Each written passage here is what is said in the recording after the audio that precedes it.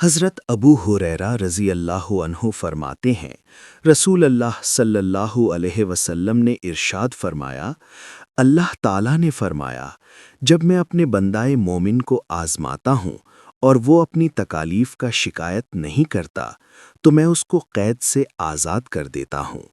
پھر اس کا گوشت اچھے گوشت میں بدل دیتا ہوں اور اس کا خون اچھے خون میں بدل دیتا ہوں،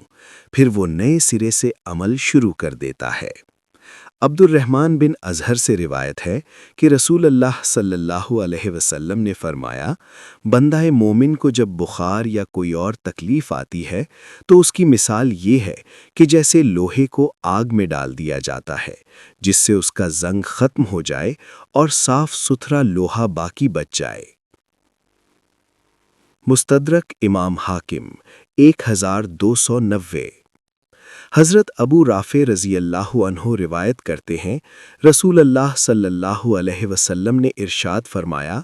جو شخص میت کو غسل دے اور اس کی عیب پوشی کرے اس کی 40 مرتبہ مغفرت کر دی جاتی ہے،